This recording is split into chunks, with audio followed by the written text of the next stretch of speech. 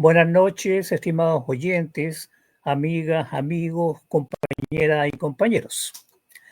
Como ya habíamos anunciado hace un tiempo atrás que comenzábamos con un nuevo ciclo de educación popular, en este caso estamos tratando de dislucidar qué es lo que es una revolución y cuáles son los diferentes conceptos que se asocian, digamos, a este concepto, para ir aclarando algunas situaciones que de repente nos llevan a equívocos. Felizmente ya Juan Carlos está recuperado de su trastorno y de su enfermedad y nuevamente lo tenemos acá para ilustrarnos con esas brillantes intervenciones que él tiene con respecto a este tema. ¿Ya? Primero vamos a hacer un... Juan Carlos, ¿cómo estás? Buenas noches. Nos alegramos mucho que estés un poco mejor de salud y esperamos que la voz te resista, que te acompañe. Bueno, hola José, yo espero que sí. Después de una semana casi en silencio, voy a usar la voz de manera seguida por 1 hora y media. Espero que me resista y pueda salir ileso de esta tarea. Buenas noches a todos los auditores y oyentes de este programa y espero que estén ahí escuchando lo que vamos a decir hoy día. Gracias por estar. Gracias por la invitación. Primero vamos a hacer un pequeño y breve resumen sobre lo que tratamos en el capítulo anterior y dice lo siguiente. En el capítulo anterior nos preguntábamos qué es una revolución y cuántas categorías de revolución existían. El profesor Juan Carlos explicaba que una revolución es un hecho excepcional que transforma, modifica, altera las formas como los seres humanos han desarrollado su vida material en un momento específico de la historia, ya sea en un proceso de larga o corta duración, pero muy intenso. Además que existían distintos tipos de revolución, social, política, cultural, económica, etcétera, etcétera.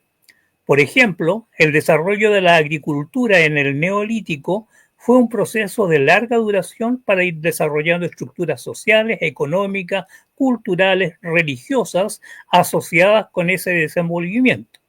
En cambio, la revolución industrial fue más rápida, más intensa y su transformación dio lugar a una nueva sociedad que es la sociedad industrial capitalista que emerge en el siglo XVII, su gestación en el siglo XVIII y revienta en su apogeo en el siglo XIX y XX hasta el día de hoy. Hoy en día estamos asistiendo a una revolución tecnológica y comunicacional, la cual ha establecido nuevos paradigmas en la forma de comunicar. Siempre han existido procesos de cambios, pero no todos estos procesos de cambio que se han vivido dentro de una estructura social se puede definir como una revolución. Eso es más o menos lo que, a grandes rasgos, lo que vimos la semana pasada. Ok, me parece muy bien. Muy buen resumen, síntesis de lo que expusimos. En esta ocasión, estimados oyentes, televidentes, como podríamos decir, ¿cierto?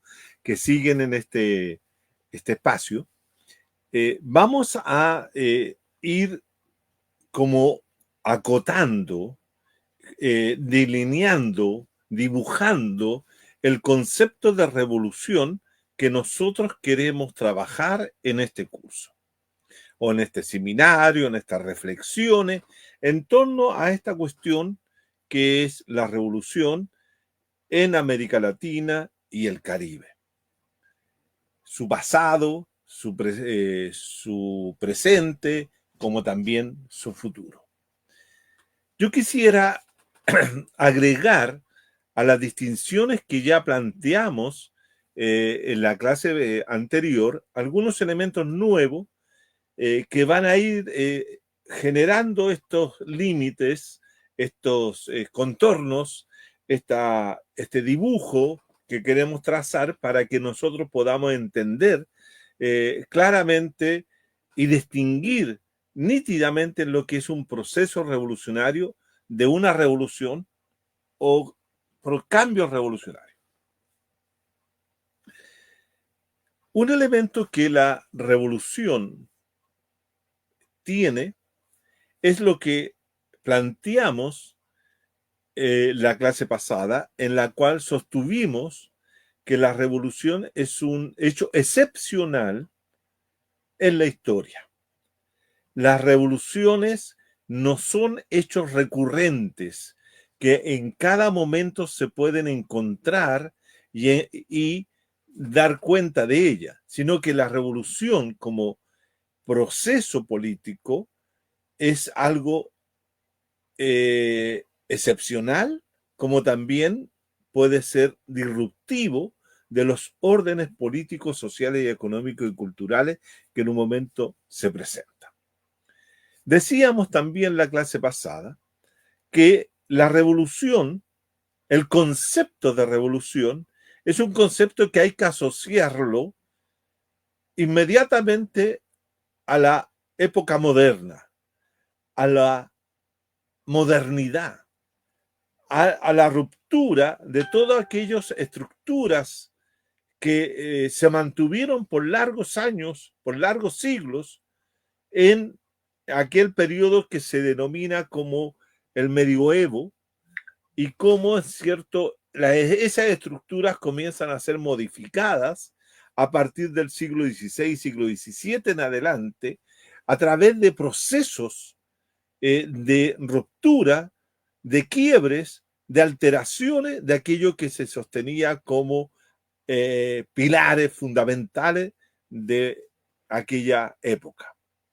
Es un fenómeno que es, desde el punto de vista donde nosotros nos ubicamos, es excepcionalmente occidental, pero eso no quiere decir que en otros espacios geohistóricos, como puede ser la civilización china, como pueden ser la civilización hindú, no se hayan dado estos procesos. Pero en el caso que nos ocupa, nosotros nos hemos preocupado por estudiar y conocer esos procesos de cambio. Ahora, una revolución implica también algunos elementos que son claves para distinguirlo de otras situaciones. Por ejemplo, el tema de la violencia. ¿Las revoluciones son violentas o pacíficas?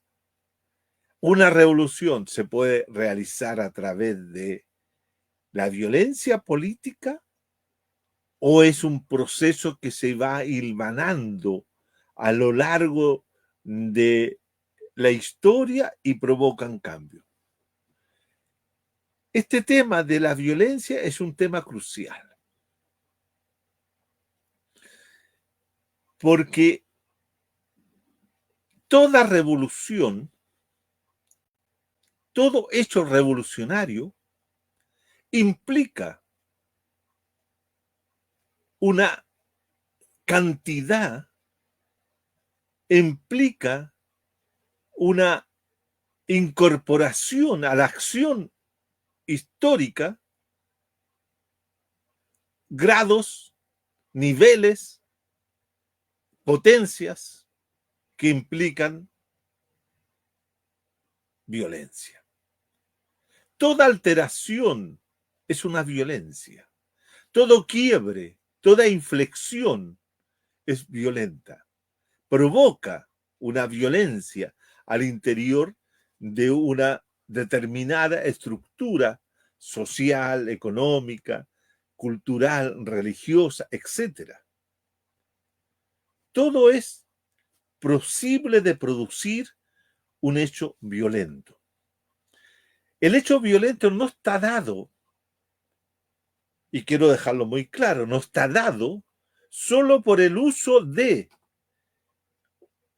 armas, de instrumentos con los cuales se puede golpear, se puede atacar, se puede, ¿cierto?, matar, asesinar o lo que sea por parte de aquellos que quieren un determinado cambio social, político, económico, etc. Ese hecho no necesariamente puede estar asociado al fenómeno revolucionario, sino el hecho puede ser tan pacífico digámoslo entre comillas, como por ejemplo, ahora que estamos en esta coyuntura que nos tiene la situación internacional dominada, ¿cierto?, por la muerte del Papa Francisco, recordar un hecho que genera una ruptura y que es un hecho que va a generar violencia. Y me refiero cuando Martín Lutero, ¿cierto?, toma un martillo y un clavo,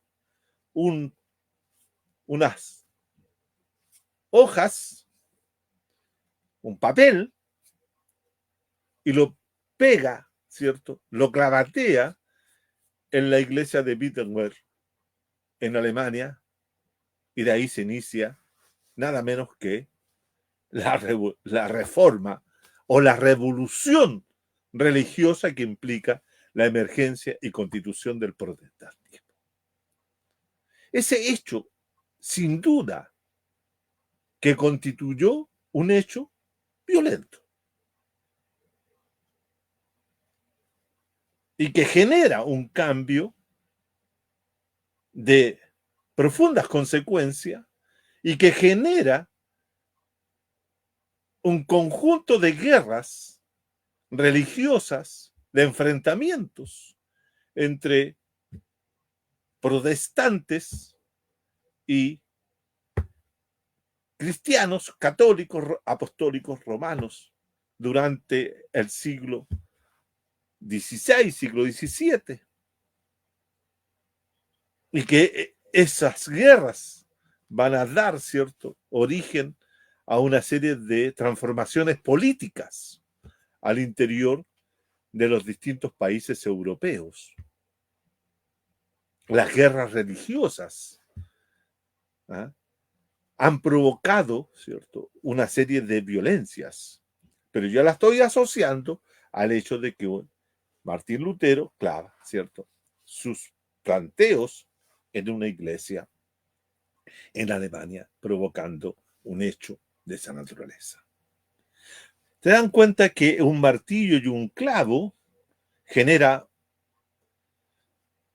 un hecho político violento, pero también por las cosas que planteaba Lutero, ¿cierto?, en ese papel que pega en la puerta de la iglesia? Por lo tanto, cuando hablemos de revolución,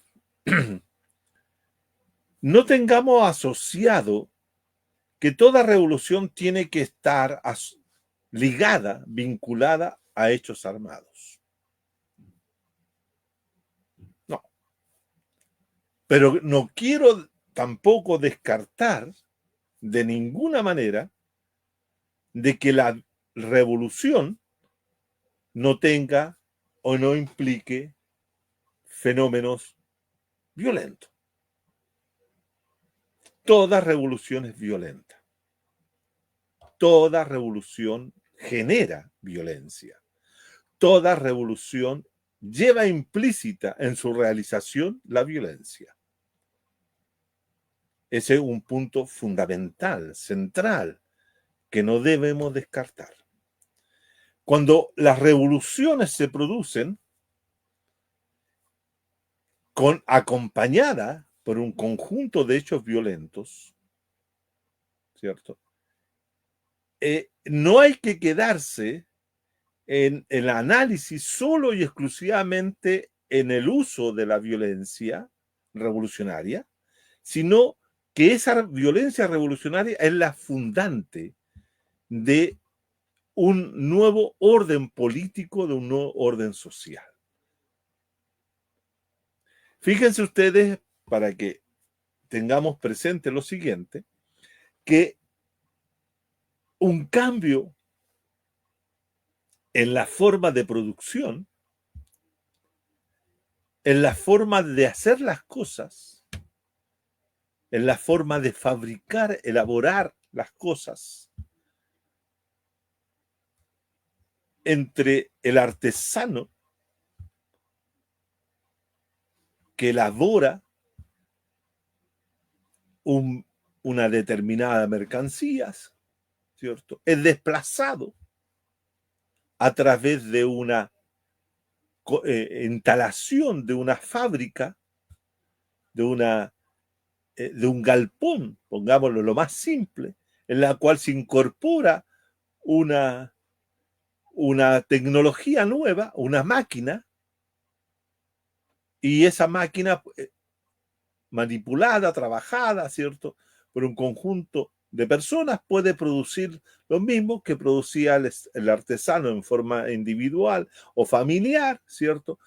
Ahora se hace dentro de un establecimiento y a eso le conocemos como revolución industrial, la aplicación del telar, ¿cierto?, para producir una serie de mercancía, va a provocar una gran revolución. Y eso fue violento, porque alteró, modificó, cambió la vida de cientos de personas que se dedicaban familiarmente a aquello y tuvieron que abandonar sus medios de trabajo para ir a buscar en ese espacio, en ese nuevo espacio, un trabajo para poder sustentarse. Ese cambio fue revolucionario y fue pacífico, pero violento a la vez. ¿Me entienden? Es lo que quiero señalar y dejar en claro, que no es que yo use más armas o menos armas, es que voy a tener más violenta o voy a hacer más violento el cambio. El cambio va a ser violento porque va a alterar, modificar, cambiar, transformar lo que existía por algo radicalmente nuevo. Fíjense ustedes que los primeros movimientos de los anti-revolucionarios, podríamos decir, anti-mecanización, anti-industrialismo, fue el ataque de los trabajadores en contra de las máquinas. Porque consideraban que las máquinas eran los responsables de su propia situación de miseria, que quedaban a ser reemplazados por ellas, o mejor dicho, reemplazados sus medios de trabajo por ellas. Entonces, en ese sentido, insisto, la revolución es un cambio violento. La revolución lleva implícita la violencia. No hay revolución sin violencia, es lo que quiero señalar. Se pone muchas veces como ejemplo el caso de Mahatma Gandhi en la India, cuando se produce el proceso de emancipación y liberación de los indios, ¿cierto?, de los hindúes, de la dominación inglesa. Y se dice, Mahatma Gandhi hizo un proceso pacífico. Bueno, él podía marchar de manera pacífica y realizar actos pacíficos, pero dentro del contexto de ese proceso, la violencia dominó todo el proceso que se desarrolló para llegar finalmente a que los ingleses abandonaran su dominio y declararan independencia de la India. Pero el proceso no fue nada pacífico, fue profundamente violento en todas las formas que uno puede estudiar y analizar. Por lo tanto, la revolución siempre va asociada a la violencia. Violencia siempre está ligada a un proceso revolucionario. La violencia que se usa en ese sentido, ¿no? Eso es un elemento que creo que es fundamental. La revolución, las rebeliones, siempre son violentas. Piensen ustedes que cuando Cromwell, el reformador inglés, ¿cierto?, le decide cortarle la cabeza a su rey, fue un acto profundamente violento que consolida la revolución inglesa de 1640 y que consagra, ¿cierto?, los derechos de los ciudadanos ingleses de ese momento.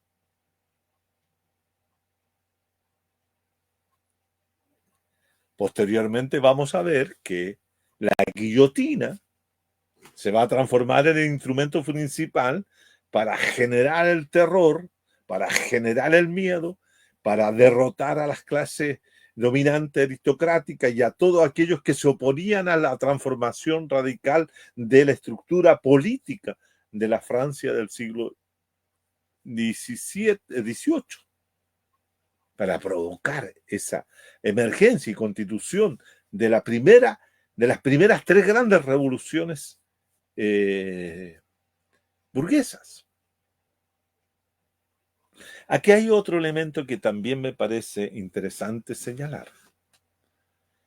La revolución moderna, hasta 1848-1850, eran revoluciones que eran realizadas por un conjunto de hombres y mujeres, que vuelvo a repetir una idea que la planteé también la clase pasada, que las revoluciones son producidas, generadas, cuando un grupo de hombres y mujeres, digámoslo derechamente también para clarificar, que la modernidad es un proyecto esencialmente masculino, porque de una u otra manera la modernidad en sus inicios nunca consideró a la mujer como un ente político e histórico, sino que la modernidad era un proyecto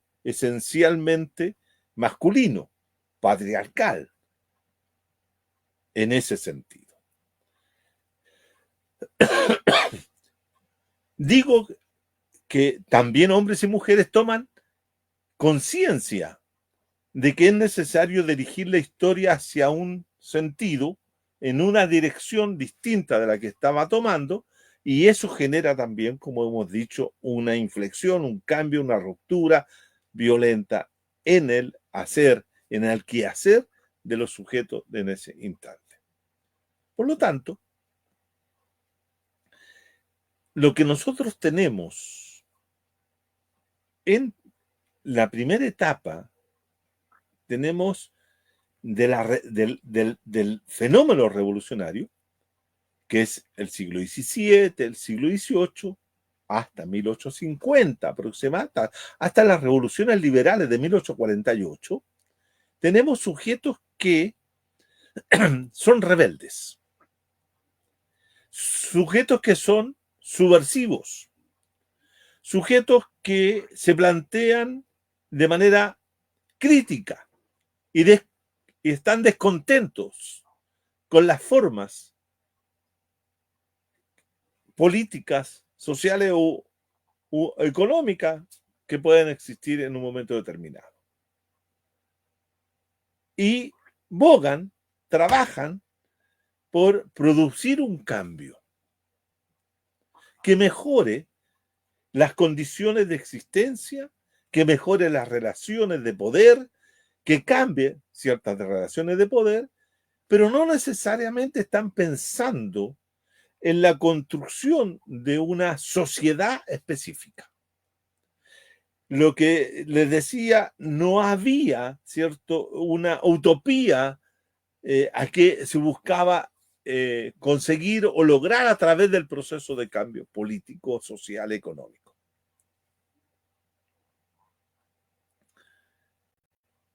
Cuando uno busca antecedentes de cómo se constituye el capitalismo, el concepto capitalismo es un concepto que viene del siglo XIX y que se traslada hacia el pasado, es decir, se traslada y se busca el origen del capitalismo en el siglo XVII, o siglo XVI, siglo XVII, siglo XVIII.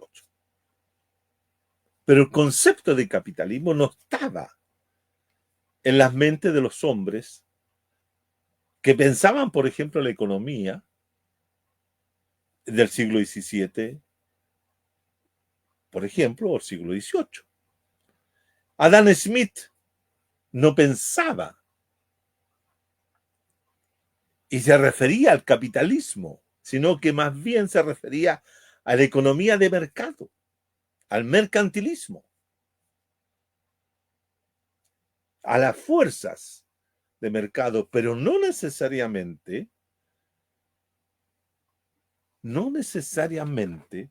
hablaban de capitalismo. Bueno, lo mismo pasa con la situación de la revolución.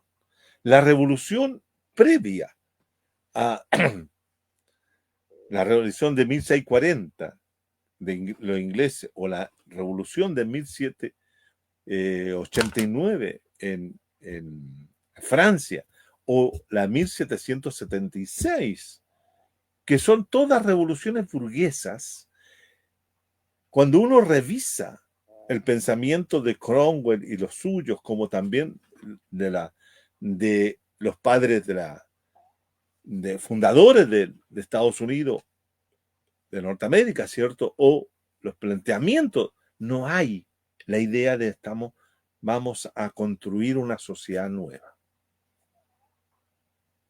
Más bien, planteos de esa naturaleza, rebeldía frente al absolutismo, rebeldía frente a la forma como el rey, ¿cierto?, administraba las colonias, en el caso inglés, etc. Rebeldes, subversivos, críticos.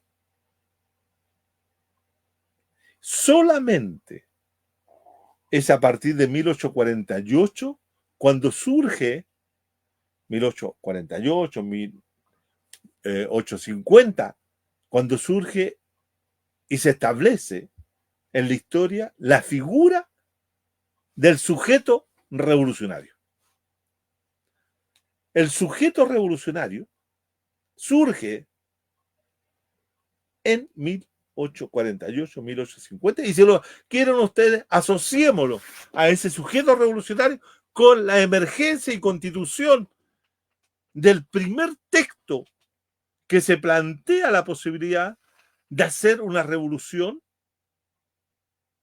a través de la acción histórica organizada por hombres y mujeres, especialmente hombres, que es el Manifiesto Comunista de 1848, escrito por Marx y Engels. Se constituye a partir de ese momento el sujeto revolucionario. Y el sujeto revolucionario no necesariamente es el mismo sujeto que Marx plantea que es el que tiene que hacer la revolución, que es el proletariado. Vamos a tocar ese punto. Sino que el sujeto revolucionario es aquel que toma conciencia de una necesidad histórica de hacer cambios sociales, políticos, e intervenir la historia.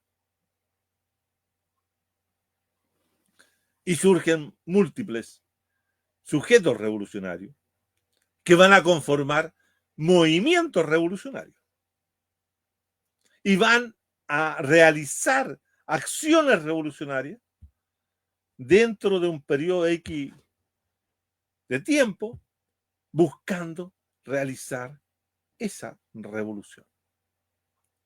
Hacer una revolución, construir una revolución.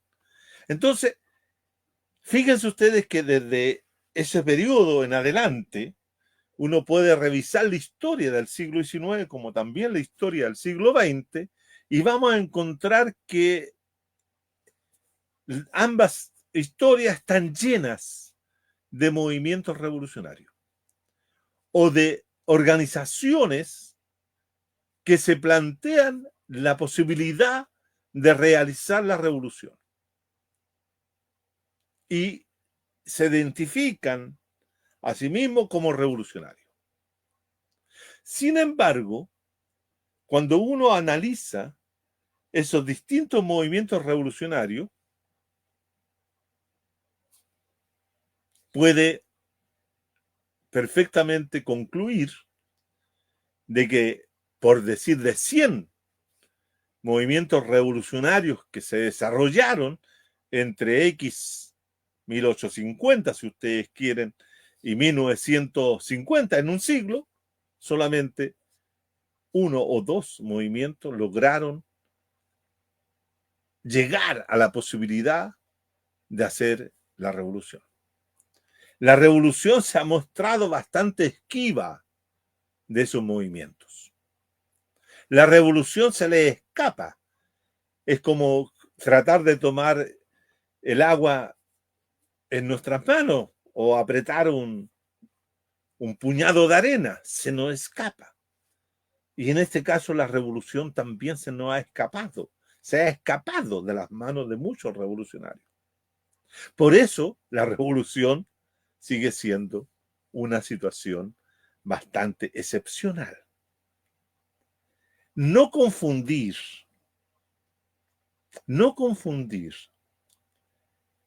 la revolución con los movimientos revolucionarios. Son dos cosas radicalmente distintas. Este curso quiere hacer la distinción de que estamos hablando de la revolución.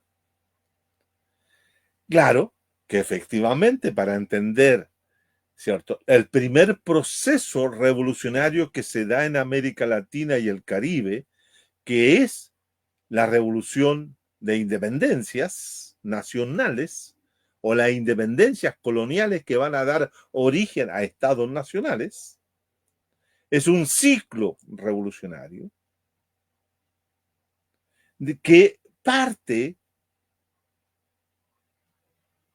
con lo que podemos denominar la crítica ilustrada,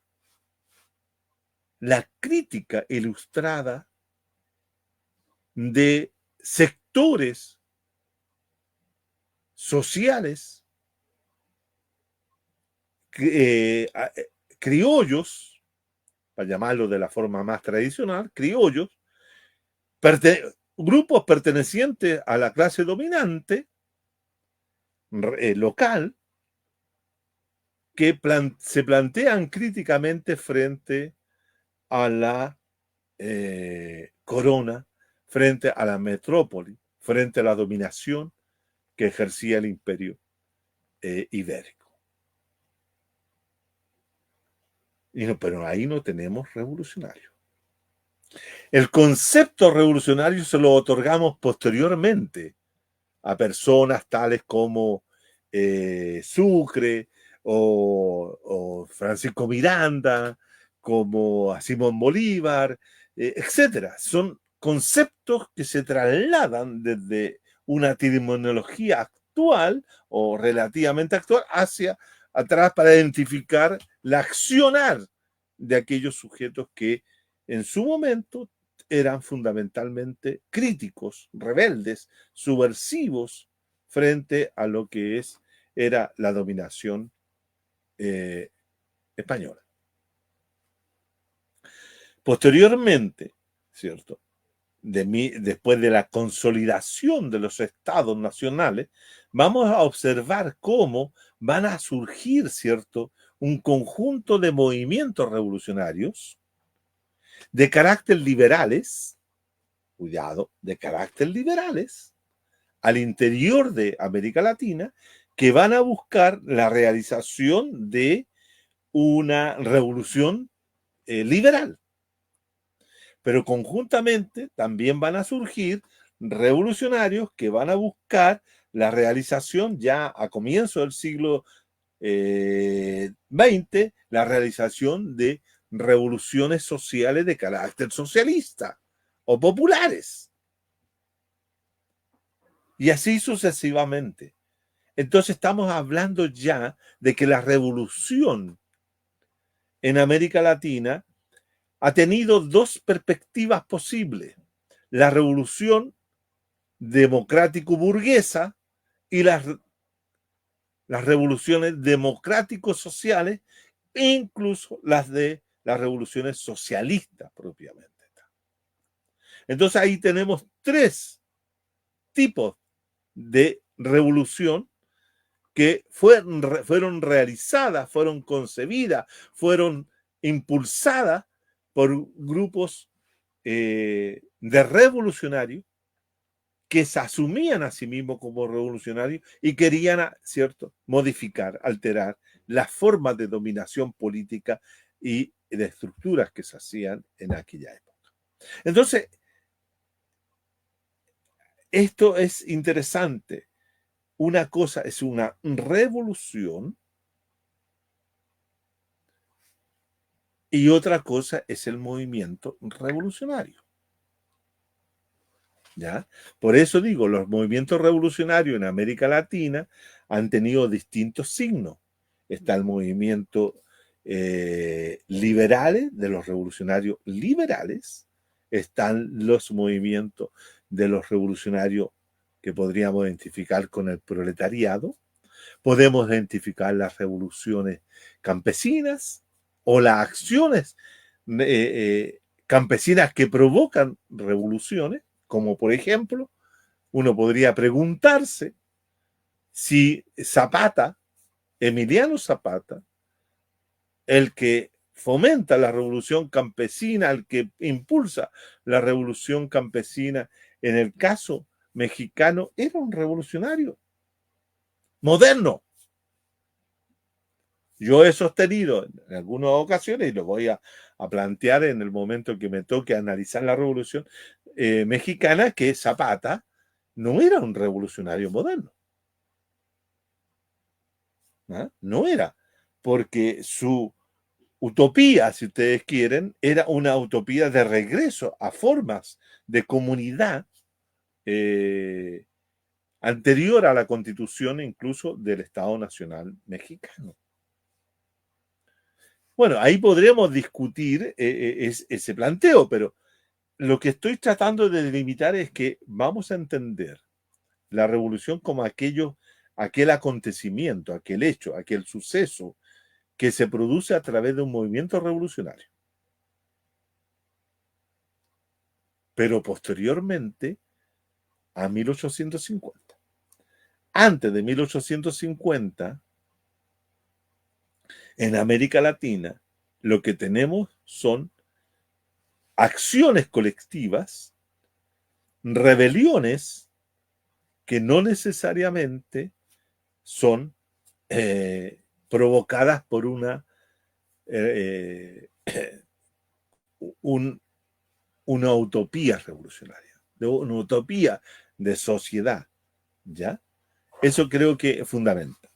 Otro elemento que quiero yo también dejar en claro, de que me interesa mucho plantear de que la revolución es un hecho que tiene causas, que tiene antecedentes, que tiene motivaciones de diversa índole y que esa situación, las revoluciones, se dan en ciertos contextos y se dan y se presentan en determinadas coyunturas y se dan en situaciones específicas.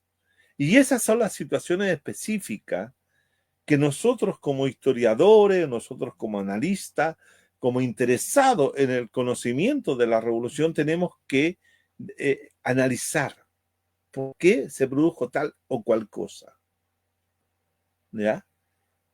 No es que todas las condiciones de existencia sean favorables para las revoluciones.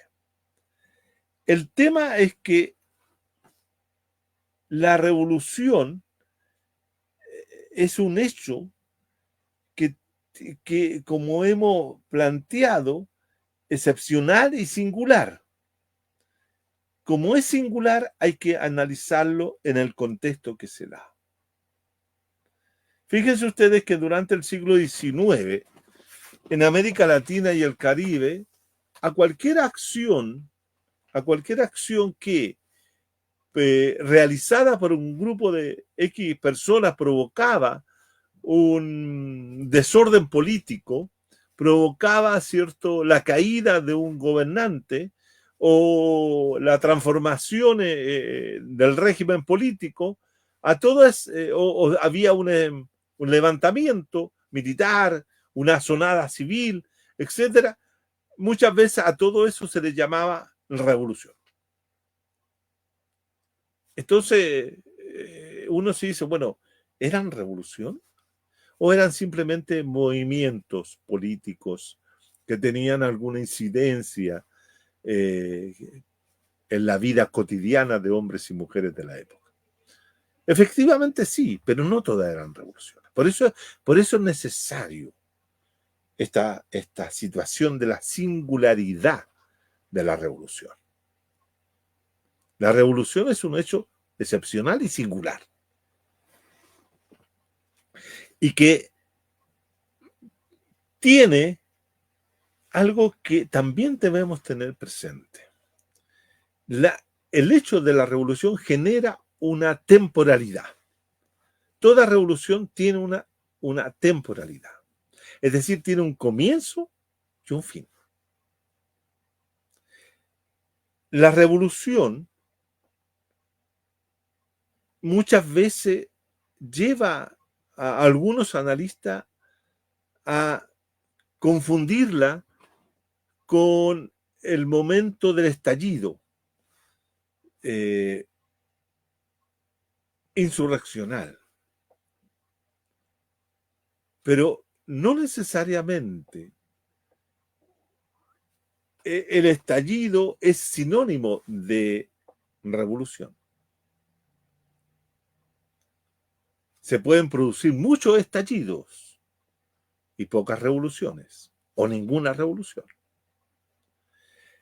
Hay en la materia que estamos trabajando, que es la materia política, estamos trabajando en esa dimensión, tenemos que tener claro que una revolución política genera un cambio en la forma de Estado, genera un cambio en la forma de régimen político, en la manera como se estructura y se constituye el bloque dominante, en la forma que ese bloque dominante va a ejercer el poder y va a establecer relaciones de poder con otros grupos. Es decir, cómo la revolución genera una nueva estructura de poder jurídico político. Ese es el punto fundamental. Hay revoluciones políticas de largo alcance. Hay revoluciones políticas de corto alcance. ¿Qué me refiero con una revolución política de largo alcance? Aquella que es capaz de provocar una transformación en la estructura del poder de aquellos que ejercen el dominio la clase dominante, la que había estructurado una estructura de poder específica, lo modifica, lo cambia, lo pulveriza y genera una forma de Estado, una nueva forma de Estado a lo largo del tiempo. Eso es una revolución política de largo alcance. Una revolución política de largo alcance es, por ejemplo, la construcción de la forma de Estado liberal en la sociedad latinoamericana. Una revolución política de largo alcance es la configuración del Estado priista en México a partir de 1930 hasta el 2000. O podríamos decir inclusive hasta el día de hoy, porque esa forma de Estado de la Revolución Mexicana no ha cambiado hasta el día de hoy.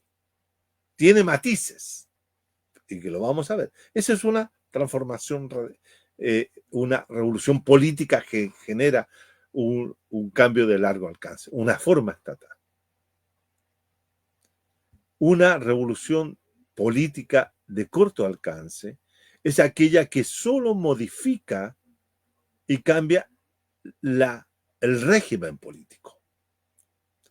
Por ejemplo, voy a poner el siguiente ejemplo del caso chileno, la modificación en 1925, del 25 al 32, que se da todo ese periodo convulso de la historia política chilena, en la cual pasamos del régimen semiparlamentario existente entre 1891 hasta el 32, pasamos a un régimen político presidencialista y con unas formas de democracia bastante restringidas. Es un cambio de régimen.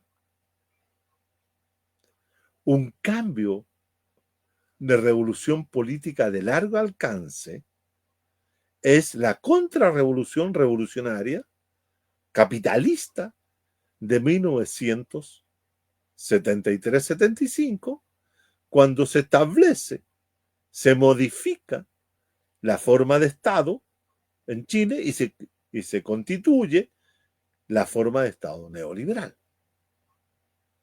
Ahí tenemos. Y que dura 50 años. Esos son cambios políticos, ¿ah? Pero no son transformaciones radicales. Le hemos dicho, ¿cierto? Y por lo tanto, eso también es importante.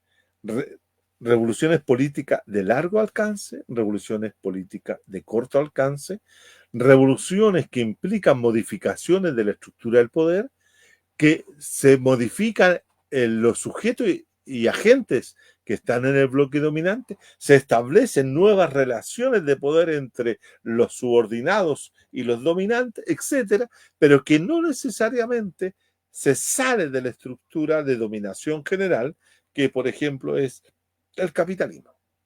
Entonces, eso tenemos claro, que son revoluciones políticas de largo. Las revoluciones políticas tienen consecuencias y generan transformaciones. Generan transformaciones en la forma de producción, pero no modifican el sistema capitalista. Por ejemplo, la revolución política del 32, que termina con esta situación de constitución del Estado del bienestar o el Estado empresario, llámenle como ustedes quieran, genera ciertas transformaciones, pero no salimos del capitalismo.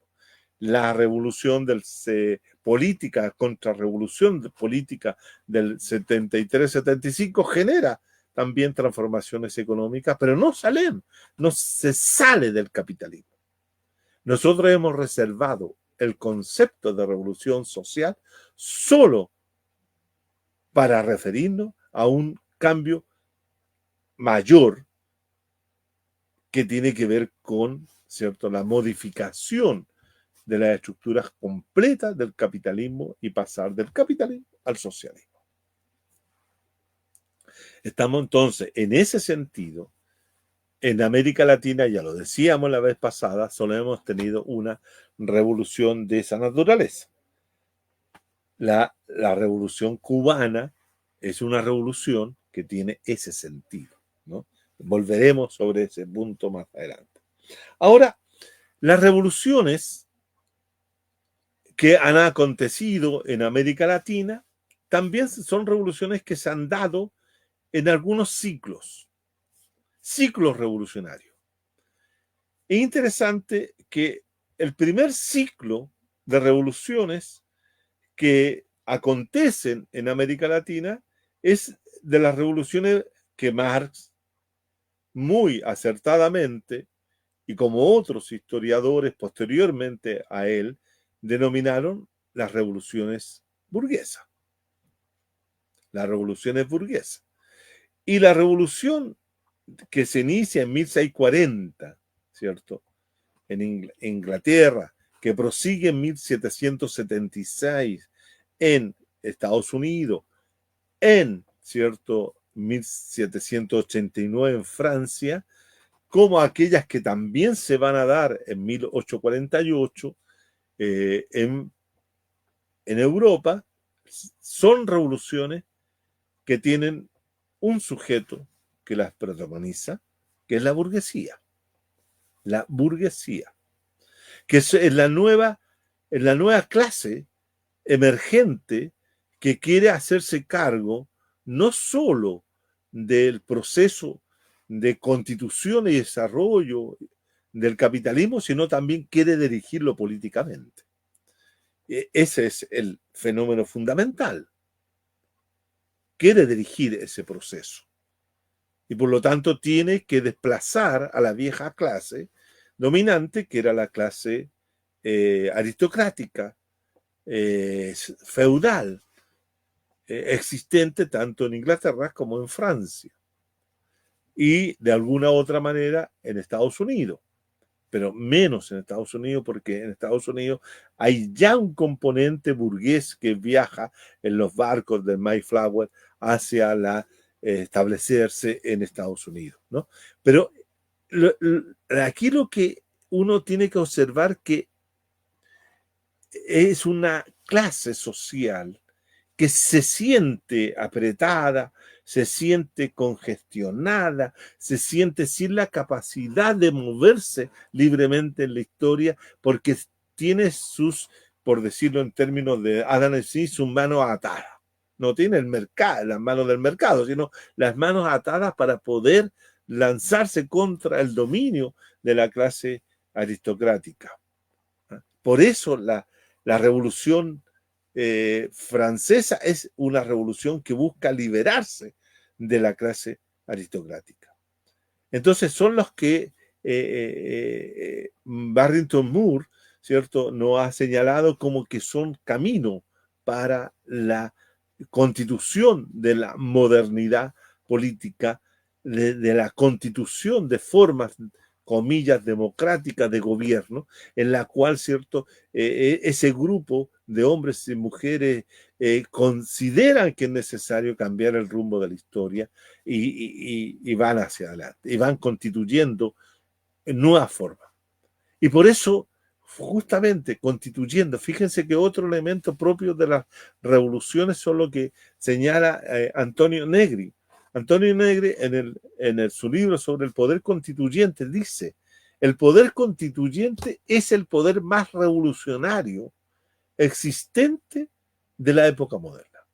Y ese poder constituyente, es decir, la capacidad que tienen hombres y mujeres para constituir el nuevo orden político, el nuevo orden social, la nueva forma, es algo que se surge desde el propio sujeto social y se plantea hacer.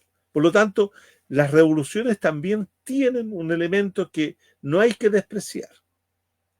La revolución siempre va acompañada de una pretensión de conformar un nuevo derecho, de conformar un nuevo aparato jurídico, de conformar nuevas normas, de conformar nuevas legislaciones, de conformar un nuevo orden jurídico político. Eso es fundamental en una revolución. Las revoluciones son fundantes en ese sentido. Ahora, fíjense ustedes que este es un elemento central, porque muchas veces se discute que la ley, que la legislación, no. Acá es fundamental. ¿Por qué? Porque toda revolución, y aquí otro elemento de principio, toda revolución es un hecho subversivo. Toda revolución es un hecho, comilla, ilegítimo en su momento de emergencia. Y por lo tanto, si ese es un hecho de esa naturaleza, tiene la cualidad de que solo la institucionalización, el enraizamiento de la revolución en las estructuras de la sociedad es lo que le va a constituir su legitimidad y su posibilidad de proyectarse en el tiempo. Entonces, decíamos hace un rato, la temporalidad. La temporalidad inicial es ilegítima. La temporalidad final de la revolución es su legitimidad. Entonces, legitimidad son dos elementos fundamentales de toda revolución. La revolución tiene que volverse legítima. Tiene que ser capaz de construir, ¿cierto? Como hoy día se dice, un relato, una narrativa, una concepción en que haga que todos los sujetos y sujetas puedan sentirse reconocidos en el nuevo orden revolucionario. O si no, ese mismo orden va a ir construyendo, ¿cierto?, los nuevos antecedentes para provocar una nueva revolución. O sea, cuidado que las revoluciones se gestan, o la antirrevolución se puede gestar en el mismo proceso de constitución de la revolución. Hay revoluciones que nacieron muy legítimamente en cuanto al momento, pero que eran ilegítimas frente al poder establecido, lo destruyen, se constituyen, pero a lo largo del tiempo no logran conservarse y mantenerse y caen.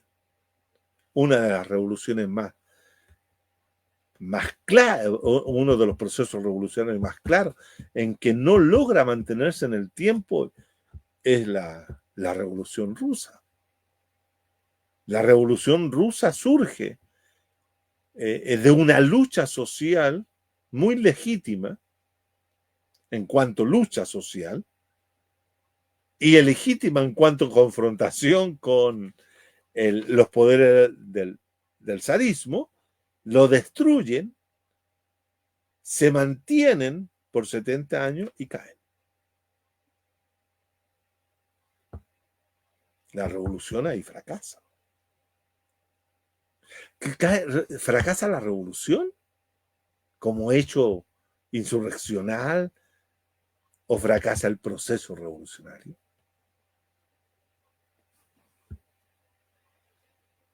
Esa es una pregunta importante.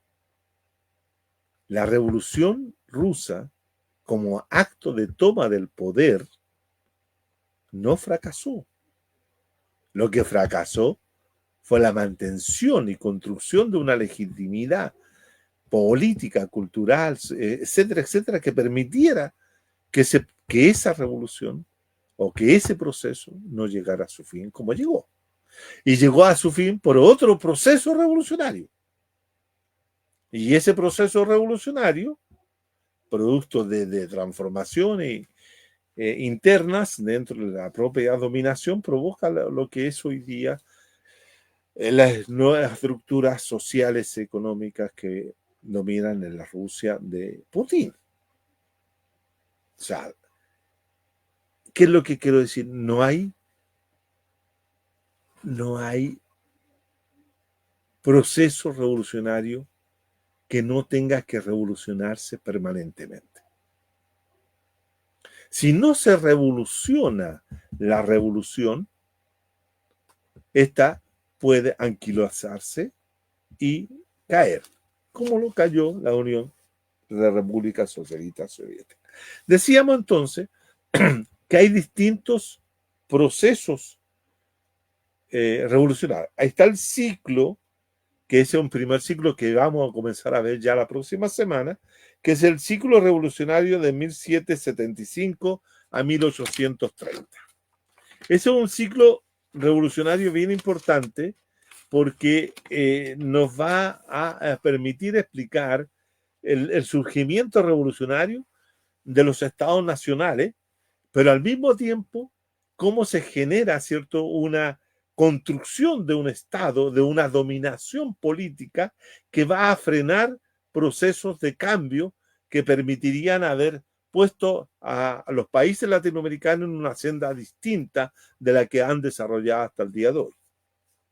Y que abre y que dejó abierta y todavía deja abiertas las puertas para iniciar otro tipo de proceso revolucionario. Tenemos un segundo proceso revolucionario que es bien interesante en América Latina, que se abre a finales del siglo XIX y que está asociado con una cuestión que Hannah Arendt, que es una filósofa que ha estudiado mucho el tema de la revolución, y que ella coloca como un elemento distintivo de los procesos revolucionarios, que yo quiero también asumirlo como tal. Uno de los elementos distintivos que dice Hannah Arendt de existencia de la revolución es la cuestión social. Fíjense que la Arendt nos dice que las revoluciones solo son posibles cuando los hombres comienzan a dudar, y esto es una duda fundamental, en que la pobreza sea algo, comillas, natural y normal. Y eso fue un elemento que comienza, según ella, a desarrollarse a partir del siglo XVI, siglo XVII, siglo XVIII en adelante, pero que se hace mucho más evidente y mucho más manifiesto a partir del siglo de la revolución industrial. Y en América Latina, la cuestión social es algo que va a predominar todo el siglo o gran parte del siglo XIX, a finales del siglo XIX, con la construcción de este capitalismo mercantil, financiero, de exportador primario del siglo XIX, ¿cierto? En que somos dependientes de explotaciones, etcétera, etcétera. Pero esa es la cuestión social. Y aquí es otro elemento fundamental, la cuestión social que va a permitir la organización de las clases subalternas para configurarse como sujetos políticos.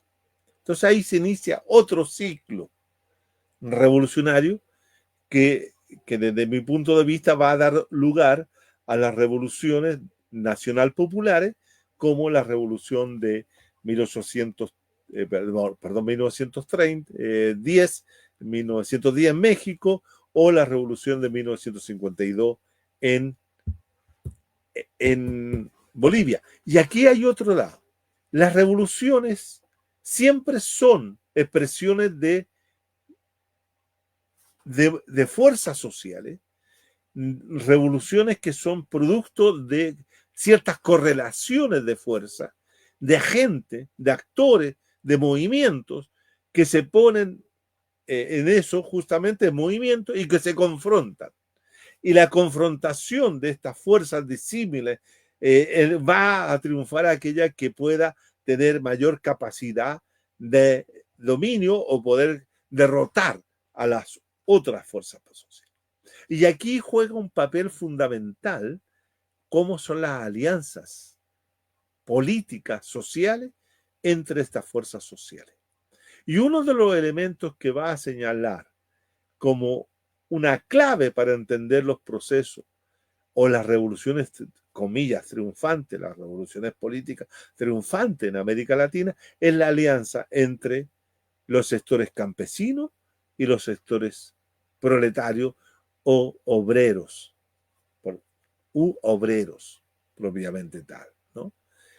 Esta alianza que ya en 1917 plantea Lenin, pero que curiosamente Lenin la plantea en 1917 o durante ese periodo de la Revolución Rusa, pero una de las primeras manifestaciones de una alianza triunfante, de una correlación de fuerza entre sectores populares obreros y sectores populares campesinos, fue la Revolución Mexicana.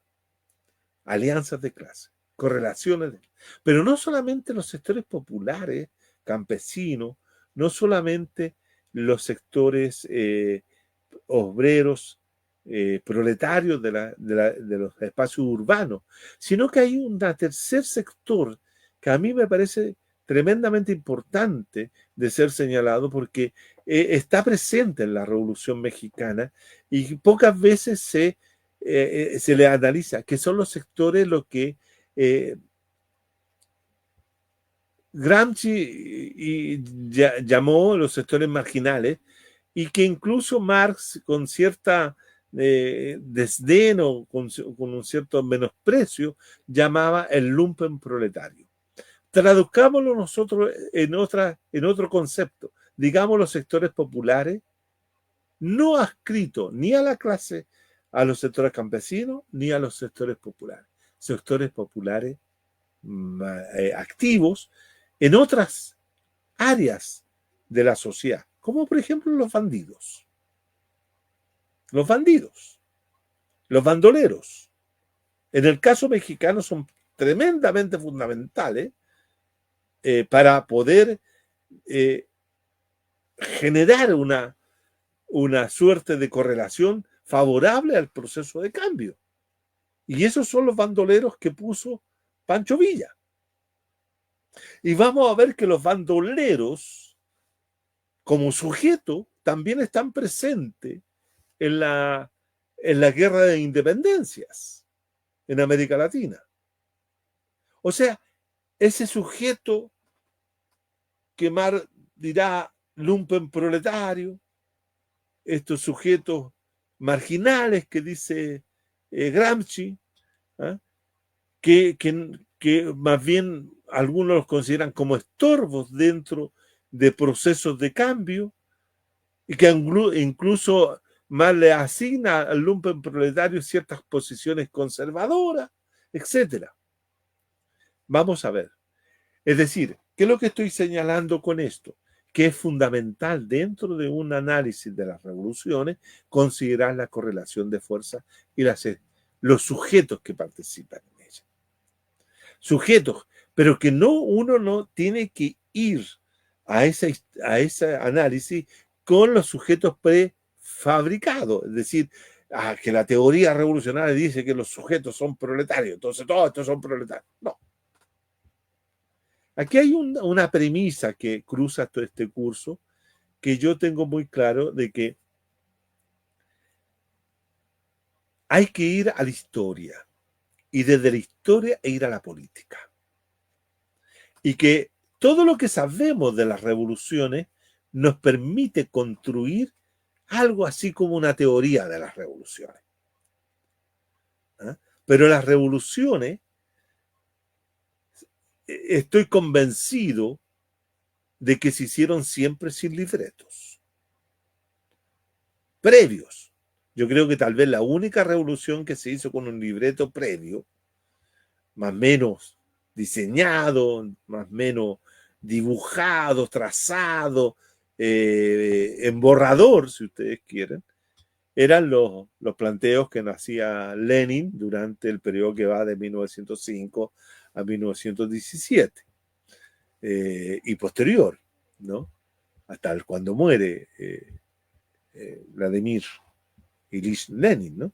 Hasta el 23, si no me equivoco, 22. Pero todo ese periodo Lenin va tanteando el terreno. Pero ¿qué es lo que pasó? Que todos esos escritos de Lenin se transformaron en libretos para los revolucionarios posteriores.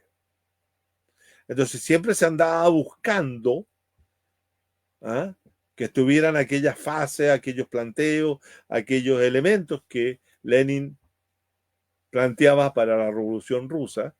Lo mismo con los planteos y escritos que hizo Trotsky o hicieron otros revolucionarios rusos para la época. Yo tengo la impresión de que en nuestro caso, en nuestra América, para poder entender que por qué la revolución en América Latina solamente ha tenido un solo triunfo, o dos triunfos, como hemos visto, revoluciones mayores, no revoluciones políticas, tenemos que entender tal vez la forma como ha sido pensada y elaborada por aquellos. Aquellos que surgieron, como decíamos en el siglo XIX, como revolucionarios, los revolucionarios. Aquí se plantea, por ejemplo, que Luis Emilio Recabarren era un revolucionario. Y yo he sostenido el año pasado, cuando estuve haciendo comentarios sobre Recabarren, que Recabarren era un educador revolucionario. Era un propagandista revolucionario. pero no era un hombre de acción revolucionaria. No era de acción revolucionaria. Y creo que eso también implicó una forma de entender la revolución chilena que nos creó un camino, una ruta que eclosionó, si ustedes quieren, finalmente en el 73. Bueno, he dicho entonces varias cosas en este sentido, ¿no? Tenemos las revoluciones que vamos a analizar y después viene este ciclo de revoluciones socialistas que a partir de los 50 en adelante. Ahora, y con esto quiero terminar, toda revolución, porque esta es una cuestión que ha estado discutiéndose a lo largo de todos estos años en América Latina. Toda revolución tiene una interesante ambivalencia. Toda revolución política. Por un lado, se proclama, lo decíamos hace un rato atrás, proclama un cierto respeto por las leyes, incluso por la Constitución.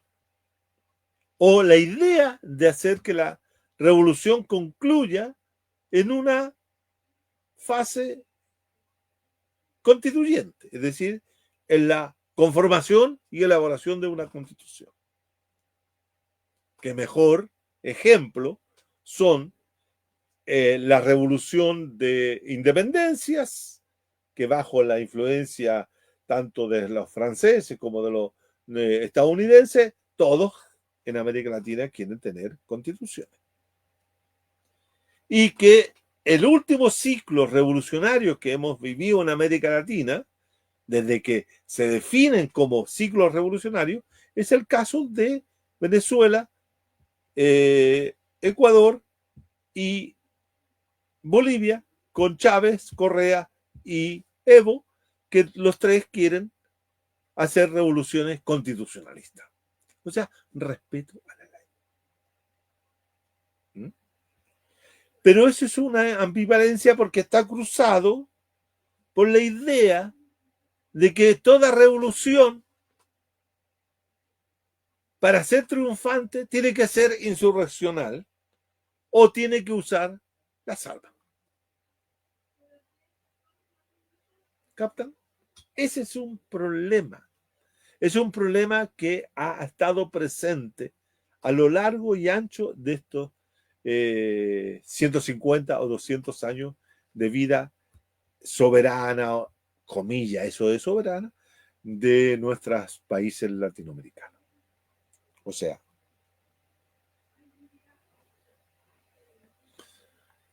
la vía armada o la vía institucional. Para que una revolución política sea triunfante, todas las vías son útiles. Todas las vías son útiles. Pero lo fundamental para que todas esas vías puedan ser útiles y fructíferas, puedan ser beneficiosas para el cambio político revolucionario, tienen que estar, ¿cierto?, puestas en una situación de equilibrio y en armonía con el objetivo final, que es la revolución. La revolución tiene un objetivo, hacer la revolución. Pero si yo me paso discutiendo que si la revolución la tengo que hacer con las armas o la tengo que hacer con el voto, por decirlo así, para simplificar este asunto, nos vamos a pasar a discutir sobre la forma y sobre el medio y no sobre el fin. El fin es la revolución. Si lo podemos combinar de manera articulada, armoniosa, ambas cuestiones nos puede llevar a una misma situación de triunfo. Pero si no, nos entrampamos y no nos terminamos nunca. Eso es una situación. La otra, que también las revoluciones son ambivalentes, en que para poder consolidar, para poder saber si está en una revolución triunfante, tenemos que consolidar la revolución. Entonces aquí viene una pregunta que a mí me encanta. ¿Cómo se gobierna la revolución? ¿Cómo gobernamos la revolución? ¿Cómo se hace ese proceso de gobernar la revolución? ¿Cómo se hace ese proceso de conducir la revolución? ¿Cuándo podemos decir que ya la revolución está lograda? ¿Cuándo podemos decir que la revolución está consolidada? ¿Cuándo ya podemos decir que hemos triunfado y hemos establecido ya lo nuevo?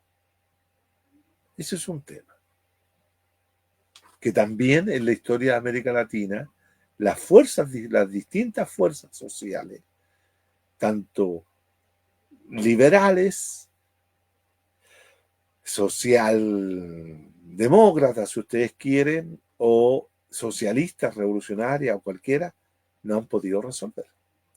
Ni los liberales han logrado resolver, y la constitución eficaz y de un orden liberal, como tampoco los neoliberales han logrado establecer un orden liberal consolidado, porque siempre está ahí el temor, porque no han resuelto un montón de situaciones, y los socialistas nunca han logrado resolver el tema de cómo hacer la revolución. Entonces, creo que el revisar la historia, ir a la historia para ir de ahí, en ese viaje que decía Hugo Zimmermann, ¿cierto? Un viaje epistemológico desde la historia a la política y desde la política nuevamente a la historia, nos permitiría nosotros llegar a un buen término con esto. Ahora, finalmente, el movimiento revolucionario. A ver, cuando digo movimiento revolucionario me estoy diciendo a cómo se va la dinámica que tiene la revolución. No me estoy refiriendo a los movimientos políticos gestados y desarrollados por hombres y mujeres en función de, sino la dinámica. Las revoluciones pueden tener tiempos rápidos, como diría Brudel, tiempos muy explosivos, muy tonantes, un tiempo mucho más calmo, más reposado, un ritmo más lento, y un ritmo de larga duración. Las estructuras temporales que Fernand Braudel, ¿cierto?, el historiador francés, desarrolló para explicar otros fenómenos, también nos sirve para explicar estos fenómenos de cómo se ha presentado la revolución en nuestro continente, ¿no? Entonces, también prestar atención a esas temporalidades, a las temporalidades. Y finalmente, ¿cierto?, pensar que lo que vamos a estudiar son las revoluciones que han acontecido. No vamos a referirnos a los movimientos revolucionarios, porque como partimos diciendo al comienzo de esta clase que hay muchos movimientos revolucionarios, fíjense ustedes, por ejemplo, que a partir de 1959, con el triunfo de la Revolución Cubana, con el triunfo de la insurrección cubana guerrillera que derrota a Batista, permite, ¿cierto?, como ejemplo, el surgimiento de numerosas guerrillas en América Latina. Numerosas guerrillas. Guerrilla en El Salvador, que ya existían algo, pero Guatemala, en Honduras, guerrilla en Nicaragua, guerrilla en Venezuela, en Colombia, en Perú, en Bolivia, en Uruguay, en Argentina, en Brasil, en Chile. Movimientos guerrilleros. Surgieron por doquier. Y unos con una ruta, otros con un planteo, otros, etcétera. 100. ¿Cuántos? ¿Habrán sido 100 o menos? Pero vale. Más de una docena de movimientos, más de dos docenas de movimientos guerrilleros. ¿Cuántas de esos movimientos guerrilleros que surgieron después de revolucionarios que surgieron posteriormente hicieron la revolución? Tal vez uno hizo la revolución, tal vez uno, que fue el movimiento sandinista que derroca a Anastasio Somoza en 1979 e inicia la construcción de una Nicaragua socialista. Y ahí tenemos claramente el tema que les decía yo de cómo se gobierna la revolución, porque a los 10 años de proceso revolucionario nicaragüense es derrotada y comienza otra fase dentro de la historia política de Nicaragua. O la revolución de Grenada, de Mauricio Bishop, que triunfa, es una revolución triunfante, y que nuevamente el problema cómo se gobierna la revolución lleva que se termine en un rotundo fracaso y la pequeñita isla invadida por las tropas norteamericanas y Bishop muerto, fusilado por los propios amigos de él. Entonces, ahí nuevamente, ¿no? Eso es una situación que nos debe siempre tener presente. Ahora,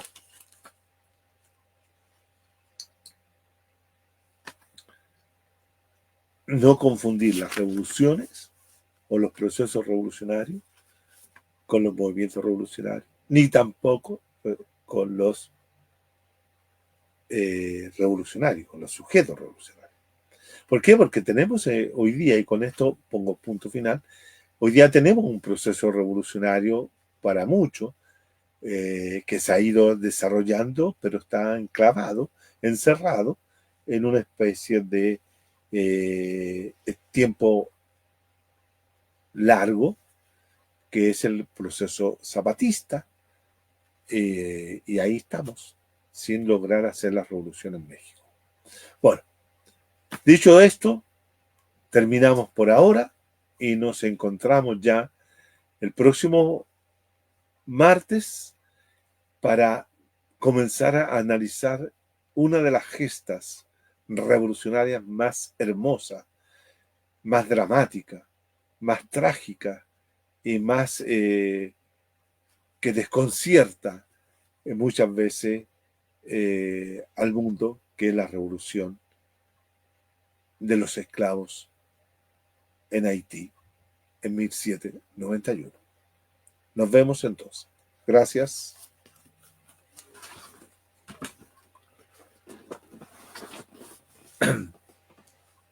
Compañero José, no lo escucho. Ahora sí, estaba muteado. Gracias, compañero. Nos vemos el próximo martes. Ajá. Pero aquí alguien pone como último dato: no todo el que gritó revolución está haciendo una. Totalmente cierto. Totalmente cierto. Bueno, esa es la idea. No todos los que gritan revoluciones porque están haciendo la revolución. Y yo creo que hay un intento, hay un deseo manifiesto en ese grito, pero el grito no constituye la revolución. Gracias, compañero. Nos vemos el próximo martes. Los vemos. 1-1 el partido, así que no vaya a terminar de verlo. Voy a terminarlo de verlo porque acá van a comenzar a dar el de Colo Colo que yo no quiero ver. Ya. Listo, compañero. No, hay otra pregunta acá, la última, dice: y no todo revolucionario merece quedarse con la historia. Sí, ahí está. Es que lo que pasa es que todo depende de... los revolucionarios siempre quieren, de una u otra manera, decir que la historia que ellos realizaron es la historia propiamente, ¿no? Pero el tema central es dónde podemos identificar al sujeto que realmente provocó un hecho histórico provocó una inflexión, provocó una fractura que provoca una revolución. Y yo creo que en ese sentido yo prefiero solamente hablar de aquellos que provocaron revoluciones, no de aquellos que intentaron hacer y fracasaron. O no hicieron nada, simplemente. ¿Vamos? Ya. Ya, compañeros, nos vemos el próximo martes. Chao.